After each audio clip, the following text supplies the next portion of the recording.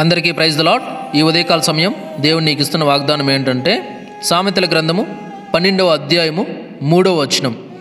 భక్తిహీనత వలన ఎవరునూ స్థిరపరచబడరు, నీతిమంతుల వేరు కదలదు. అంటే ఇక్కడ భక్తిహీనత వలన ఎవరు కూడా స్థిరపరచబడరు అంటే ఎలా అంటే దుర్మార్గాలు చేసేవాళ్ళు, చెడ్డ పనులు చేసేవాళ్ళు, దేవునికి వ్యతిరేకంగా జీవించేవాళ్ళు, దేవునికి నచ్చని కార్యాల్లో పాల్గొనేవాళ్ళు, దేవుణ్ణి ఎదిరించేవాళ్ళు, ఇలా అన్నమాట. ఇవన్నీ వస్తాయి. ఇలాంటి వారు, ఇలాంటి పనులు చేసేవారు ఎప్పుడు కూడా క్షేమంగా ఉండరు. అందుకే వాక్యం చెప్తుంది, భక్తిహీనత వలన ఎవరునూ స్థిరపరచబడరు. అంటే ఇలాంటి పనులు చేసేవాళ్ళు ఎవరు కూడా స్థిరంగా సంతోషంగా ఉండరు, క్షేమంగా ఉండరు, స్థిరపరచబడరు. నీతిమంతులు వేరు కదలదు. అయితే మంచి మనుషులు అన్నమాట. వాళ్ళైతే నీతిమంతులుగా ఉంటారు, ఎలాంటి చెడు పనులు చేయరు, చెడు పనుల్లో వాళ్ళు పాలిభాగస్తులు అవ్వరు, చెడు పనులకి సహాయం చేయరు, సపోర్ట్ చేయరు అనమాట. అలాంటి వాటికి వారు దూరంగా ఉంటారు. అలాంటి వారైతే వాళ్ళ వేరు కదలదు. అంటే వాళ్ళు సురక్షితంగా ఉంటారు. వాళ్ళు సంపాదించేది కొంచెం అయినా, వాళ్ళకున్నది కొంచెం అయినా సంతోషంగా జీవించగలుగుతారనమాట. కాబట్టి వాక్యం స్పష్టంగా చెప్తోంది. వాక్యం స్పష్టంగా ప్రతి ఒక్కరిని కూడా హెచ్చరిస్తోంది. నువ్వు ఇలా ఉన్నావేమో చూసుకో, నువ్వు ఇలా ఉన్నావేమో పరీక్షించుకో, నీలో ఈ లక్షణాలు ఉన్నాయేమో చెక్ చేసుకో, జాగ్రత్త పడు అని దేవుని వాక్యం ప్రతి ఒక్కరిని కూడా హెచ్చరిస్తోంది అన్నమాట. నువ్వు మంచి మనిషిగా ఉన్నావా, సంతోషం, పర్లేదు. నీకు కష్టాలు రావచ్చు, బాధలు రావచ్చు, నీకు లేముండొచ్చు, దరిద్రత ఉండొచ్చు, నువ్వు రోగాలతో ఉండొచ్చు, వ్యాధి బాధలతో ఉండొచ్చు, నీ పరిస్థితి ఎలా అయినా ఉండొచ్చు. ప్రజెంట్ నువ్వు సమస్యలు ఎదుర్కొంటుండొచ్చు, బాధలు ఎదుర్కొంటుండొచ్చు. అసలు ఏంది నా బ్రతుకు, ఏంది నా స్థితి, అసలు నేను ఎవరికి అన్యాయం చేయట్లా, ఎవరిని ఏ ఇబ్బంది పెట్టట్లా, ఎవరు కడుపు కొట్టి సంపాదించట్లా, ఎవరు సొత్తు లాక్కొని తినట్లా, ఎవరు సొత్తు ఆశించట్లా, ఏది ఆశించట్లా.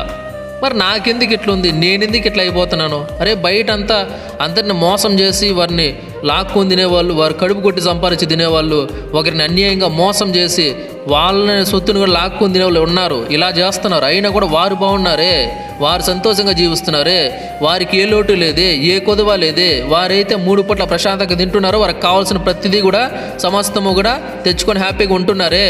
మరి నాకెందుకు ఇది? నేను ఎవరికి అన్యాయం చేయట్లేదే, నేను ఎవరి సొత్తు ఆశించట్లేదు కదా, నాకు అది కావాలి ఇది కావాలని అత్యాశపడట్లేదు కదా. మరి నా జీవితంలో ఎందుకు ఇలా ఉంది, నా జీవితంలో ఈ లేం ఎందుకుంది, ఈ దరిద్రత ఎందుకుంది, ఈ స్థితి ఎందుకుంది? ఈరోజు మీకు ఈ ప్రశ్న వస్తుంటే నేను చెప్తున్నాను, ఎట్లా పడితే అట్లా జీవిస్తున్నవారు, వారి ఇష్టానుసారంగా బ్రతుకుతున్నవారు, మీరు అనుకుంటున్నారు వారికి అన్నీ ఉన్నాయి, వారు సంతోషంగా ఉన్నారు, వారు ప్రశాంతంగా ఉంటున్నారు. లేదు లేదు లేదు, వారికి ప్రశాంతతే లేదు. దేవుని వాక్యం స్పష్టంగా చెప్తోంది.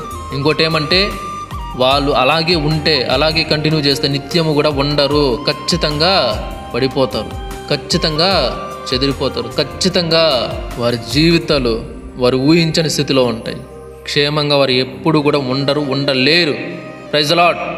అందుకే దేవుడు చెప్తున్నాడు, మంచి మనుషులు, నీతిమంతులుగా ఎంచబడిన వారు, నీతిమంతులుగా ఉన్నవారు, ఏ అన్యాయం చేయని వారు, దేవుని ఎడల భయము భక్తి కలిగి జీవిస్తున్నవారు, దేవుడంటే మర్యాదగా దేవుని యొద్దకు వచ్చి ప్రభువా అని పాదాలు పట్టుకునేవారు, దేవుణ్ణి ఆశ్రయించేవారు, దేవుని చిత్తానుసారంగా నడిచేవారు, ప్రతినిత్యము దేవుని చిత్తమే నా జీవితం బ్రతికేవారు.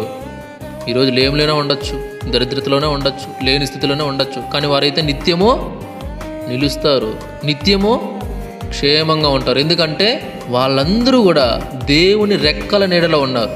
కానీ దుర్మార్గం చేసేవాళ్ళు దేవుని రెక్కల నీడలో లేరు. Praise the lord. అందుకే దేవుని లేఖనం స్పష్టంగా చెప్తుంది, భక్తిహీనత వలన ఎవరు కూడా స్థిరపరచబడరు, నీతిమంతులు వేరు కదలదు. నీతిమంతులు నీతిగా జీవిస్తున్నారు కాబట్టి, దేవుణ్ణే నీతిగా చేసుకొని జీవిస్తున్నారు కాబట్టి, దేవుడే జీవితంగా చేసుకొని జీవిస్తున్నారు కాబట్టి, వారు ఎల్లప్పుడూ నిత్యము కూడా ఖచ్చితంగా క్షేమంగా ఉంటారు, క్షేమంగా కాపాడబడతారు. ఎన్ని సమస్యలు రావచ్చు, ఇబ్బందులు రావచ్చు, ప్రమాదాలు రావచ్చు, కష్టాలు రావచ్చు, కన్నీళ్ళు రావచ్చు, బాధలు రావచ్చు, వేదనలు రావచ్చు, ఏదొచ్చినా పర్లే, దేవుడే వారికి తోడుగా ఉంటాడు, దేవుడే వారికి క్షేమాన్ని కలుగు చేస్తాడు. Praise the lord. కాబట్టి ప్రతి ఒక్కరు కూడా ఈ సమయంలో ఆలోచించండి. వాక్యము చెప్పడమే కాదు, హెచ్చరిస్తోంది, సరి చేసుకోమని మిమ్మల్ని క్వశ్చన్ చేస్తోంది. మీరు ఎలా ఉన్నారు, మీరు ఈ స్థితిలో ఉంటే ఇప్పుడే మార్చుకోండి. వాక్యం మీ దగ్గరికి వచ్చిందంటే అది ఊరికే రాలా, దేవుని ప్రణాళిక, దేవుని చిత్తం, దేవుని కృప. ఈ సమయంలో ఈ వాక్యం నీ దగ్గరికి ఎందుకు వచ్చిందో తెలిసినా? ఇంకైనా మార్చుకో. ఇంకా దేవుడు నీకు అవకాశం ఇస్తున్నాడు. ఇంకెలా ఉండొద్దు. ఇంక నువ్వు ఇలా ఉన్నావంటే ఎవరేం చేయలేరు. తర్వాత వచ్చేటువంటి నువ్వే పడల్లా. మళ్ళీ నా పైన తిరిగి నన్ను నువ్వు అడిగినావంటే నేనేం మాట్లాడను అని దేవుడు చెప్తున్నాడు. కాబట్టి ఇప్పుడే ఈ వాక్యం నీ ఎదుటకు వచ్చింది కాబట్టి ఇలాంటి స్థితిలో నువ్వు ఉంటే ఇప్పటికిప్పుడే వదిలేసాయి, మార్చుకో.